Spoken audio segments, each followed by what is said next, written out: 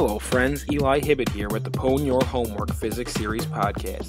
If you're looking to prepare, review, or gain an added edge or point of view about topics in physics, then look no further. Tune in each week to unlock your understanding of the physical world surrounding us. And now let's dive right in. Hey, how is everybody feeling today? I am your host, Eli Hibbett, back at you again with another episode of the Pwn Your Homework Physics Series podcast. And this week we have episode number 70, the Determinant. So that's what we'll be getting into a little later on. But first, this is my first unscripted show. Usually the first thing I like to do is kind of write the blog post and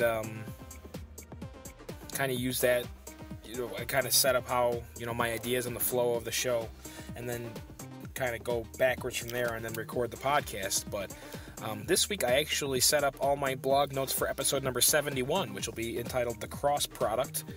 But in doing so, I sort of realized, we need to go through this determinant thing first, and that's a big important part of it. And so I actually did not manage to get the notes together in time. So we are freewheeling here, baby, unscripted. So we'll see how it goes. Maybe it'll actually churn out something a little better, being off the cuff and everything. So that's what's going on today. But first, let's talk a little bit about the supermoon that happened on Sunday night. Very cool. So we had a total lunar eclipse, supermoon, blood moon, everything all together at once. So what is a supermoon? Supermoon is, so the moon orbits the Earth, and it's not exactly circular. Most orbits are elliptical, and so there is an apogee and perigee, which means there's a point that the moon is actually closer and furthest away, since it's not a totally circular orbit. And so when it's the full moon or new moon occurs at its closest point, it's referred to as a supermoon. And actually when the full moon occurs at its furthest away point, it's called a micromoon, which is then the difference is about 10 to 14% apparent size to us, our earthly viewers. So actually, when we had our lunar eclipse, the moon was at its closest point, and so we had a supermoon total eclipse. And the eclipse part happens because the Earth goes between the sun and the moon, and we actually see the Earth's shadow on the moon, which is very, very cool. And it happened here, Long Island, New York. Started about 9:45 at night, and the whole thing took a couple of hours.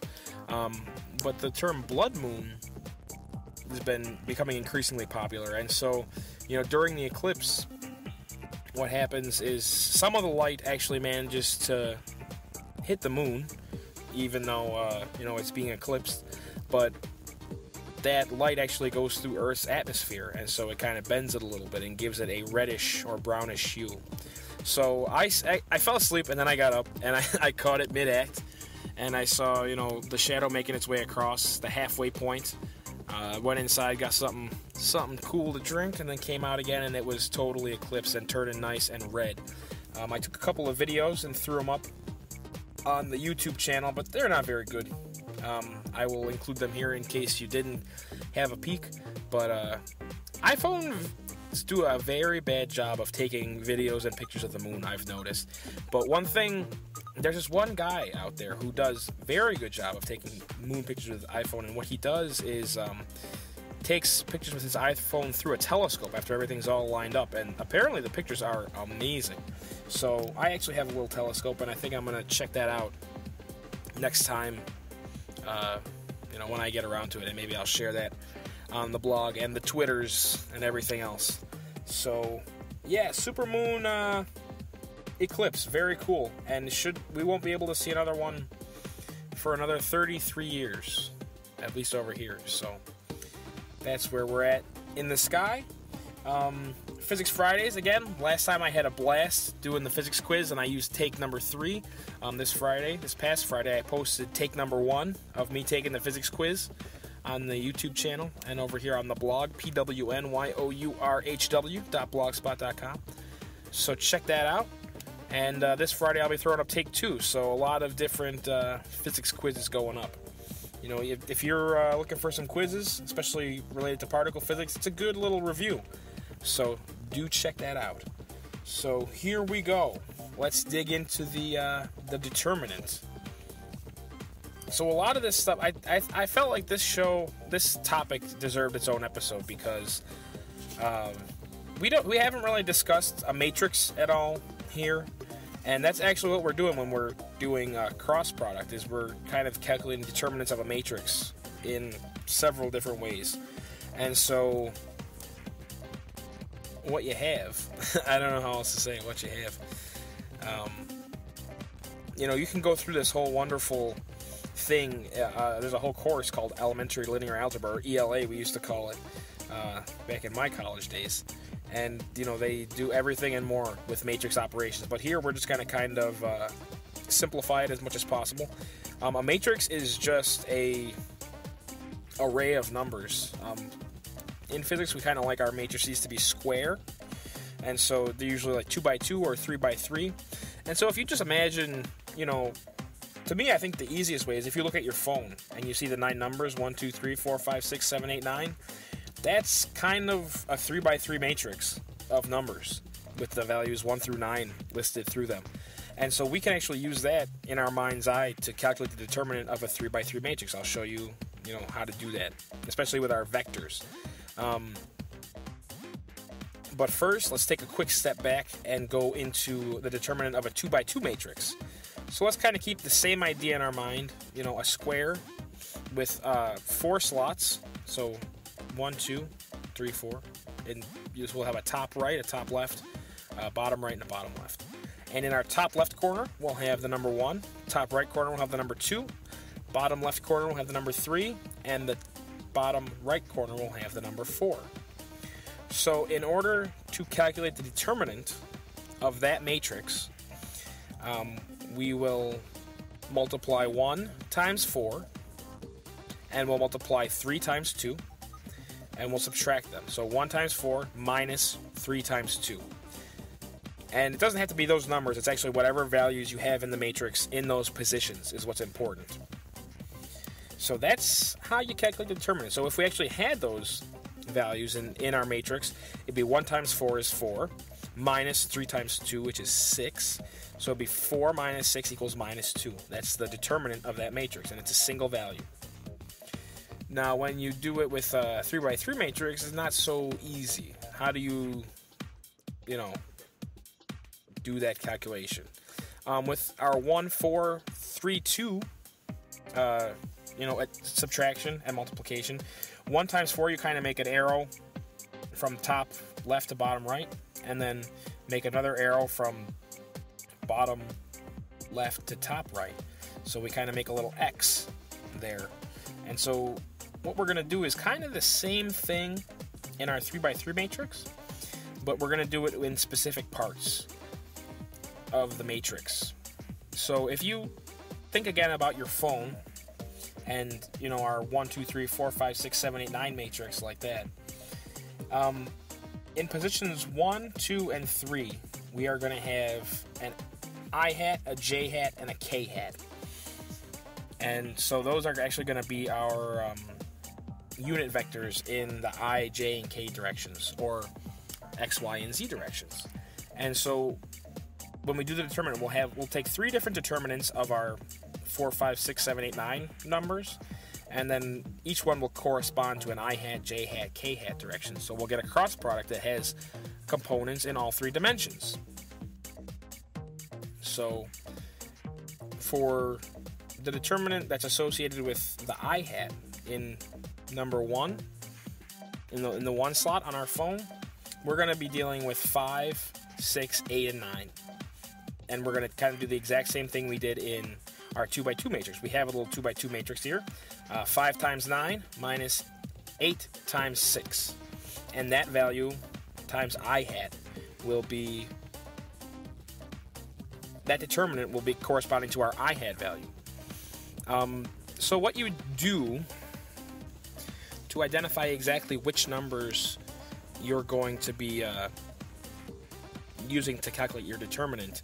So in slot number one, you draw a line down and a line across in your matrix, and those numbers are exempt from your determinant. So in our I-hat situation, or in the one place, we draw a line down, so we cross out number 4 and 7, and we draw a line across, getting rid of 2 and 3. And so the only thing that's left is a little box with 5, 6, 8, and 9, and those are the values we have to calculate the determinant of. For slot number 3, similarly, if we draw a line down, we get rid of 6 and 9, and if we draw a line across, we get rid of 1 and 2, and so we have 4, 5, 7, and 8 left. So we calculate our determinant, 4 times 8 minus 7 times 5. And there we go. So now we have our value for our k-hat direction. Now I left j-hat for last because it's a little trickier. What is a good way of explaining this? So if we let's just go through it. So if we draw our line down from 2, we get rid of 5 and 8.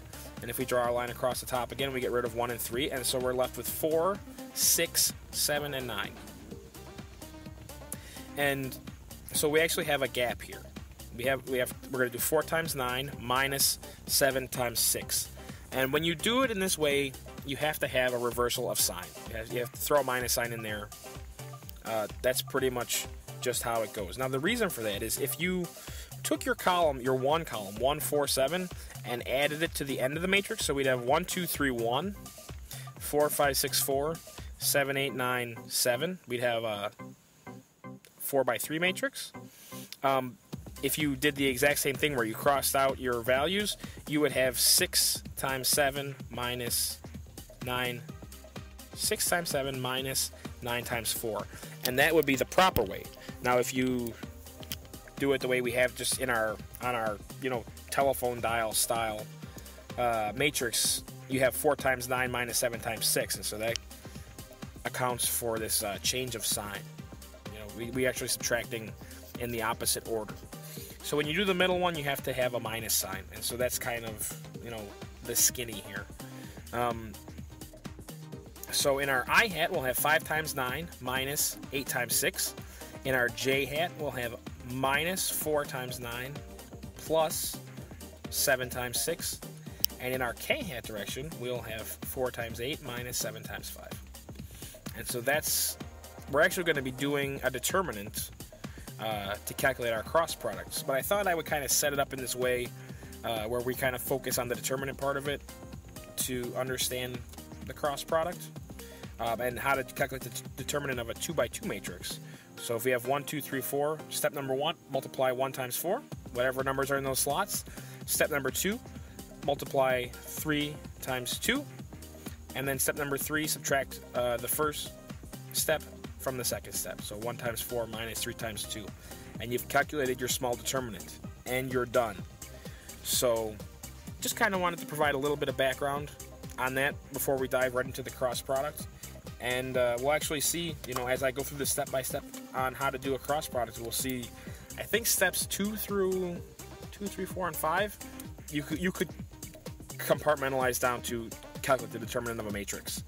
But I kind of wanted to give that, buffer episodes to really explain that properly. So I think that's going to do it. If you haven't yet, check out the Physics Brushup bundle of apps on the App Store. Seems like quite a few people have been interested in that, so that's a good sign that people want to brush up and that this is a pretty handy tool. So check that out. Go over to pwnyurhw.blogspot.com for more information. And so next week, cross product, guys. Until then, stay frosty, stay in the zone, and I'll catch you next time, guys. Take care.